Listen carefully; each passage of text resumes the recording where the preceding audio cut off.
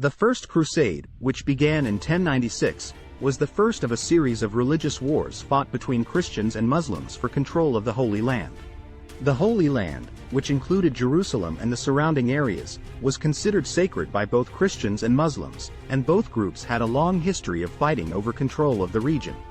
The First Crusade was called by Pope Urban II in 1095, who urged Christians to take up arms and retake the Holy Land from the Muslims. The Pope's call to arms was inspired by a request from the Byzantine Emperor, who was facing pressure from Muslim forces in the region. The Pope saw the opportunity to unite Christians in a common cause and to spread Christianity throughout the world. The Crusade attracted a large number of people from across Europe, including knights, peasants, and clergy. These people were motivated by a range of factors, including religious devotion, a desire for adventure, and the promise of land and riches in the Holy Land. The Crusaders set out on a long and difficult journey to the Middle East, facing many obstacles along the way, including disease, starvation, and attacks by Muslim forces. The Crusaders divided into several groups, each led by a different commander. The most prominent of these groups was led by a French nobleman named Raymond IV of Toulouse. Raymond's army included many knights and was the largest and best equipped of the Crusader armies. The Crusaders faced their first major obstacle when they arrived at Constantinople, the capital of the Byzantine Empire, in 1096. The Byzantine Emperor had requested the Crusaders' help, but he was suspicious of their intentions and reluctant to let them pass through his territory. Eventually, the Crusaders were allowed to cross into Asia Minor, where they began a long and difficult march towards the Holy Land. The Crusaders suffered many setbacks on their journey, including attacks by Muslim forces and difficult terrain. However, they also won some important victories, including the capture of the city of Nicaea and the Battle of Dorylaeum. In 1098, the Crusaders captured the city of Antioch, which had been under Muslim control for centuries. The Crusaders had to endure a long siege, during which they faced many hardships, including disease, starvation, and attacks by Muslim forces. However, they eventually managed to breach the city's defenses and capture it. The capture of Antioch was a turning point in the First Crusade, as it gave the Crusaders a strong base from which to launch further attacks.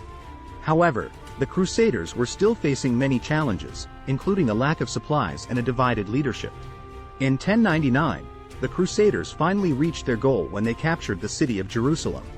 The capture of Jerusalem was a significant achievement, as it had been under Muslim control for centuries and was considered one of the holiest cities in the world.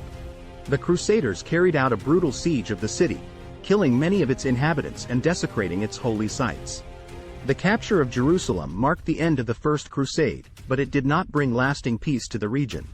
The Crusaders established a Christian kingdom in the Holy Land, but it was constantly under threat from Muslim forces. The Crusaders also faced opposition from within their own ranks, as different factions vied for power and influence. In conclusion, the First Crusade was a long and difficult campaign that had a profound impact on the history of Europe and the Middle East. It brought Christians and Muslims into conflict over control of the Holy Land, and it shaped the political, cultural, and religious landscape of the region for centuries to come.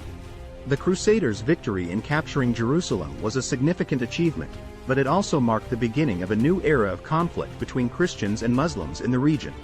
The establishment of the Christian Kingdom of Jerusalem led to a series of wars between the Crusaders and Muslim forces, known as the Crusader states. The Crusader states were a group of 4 small Christian states that were established in the Holy Land after the First Crusade. These states were the Kingdom of Jerusalem, the Principality of Antioch, the County of Tripoli, and the County of Edessa. The Crusaders were able to maintain control of these states for several decades, but they were constantly under threat from Muslim forces. The Crusader states faced many challenges, including a lack of resources, a hostile environment, and a divided leadership. They also faced opposition from neighboring Muslim states, which saw the Crusaders as a threat to their own power and authority. The Crusaders were able to hold on to their states for several decades, but they were eventually defeated by Muslim forces in the late 12th and early 13th centuries.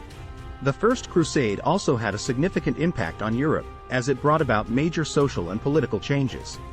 The Crusade sparked a wave of religious fervor throughout Europe, as people were inspired by the idea of fighting for their faith. It also led to a shift in power away from the feudal nobility and towards the emerging nation-states of Europe. The Crusade also had a profound impact on the economy of Europe. Many merchants and tradespeople followed the Crusaders to the Middle East, where they established new trade routes and markets. This led to an increase in wealth and prosperity in Europe, as well as a greater exchange of ideas and culture. In conclusion, the First Crusade was a significant event in the history of Europe and the Middle East.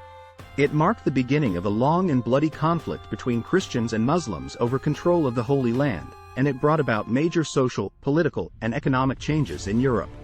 While the Crusaders were able to capture Jerusalem and establish a Christian kingdom in the Holy Land, their victory was short-lived, and they were eventually defeated by Muslim forces. The legacy of the First Crusade can still be felt today, as the conflict between Christians and Muslims in the Middle East continues to this day.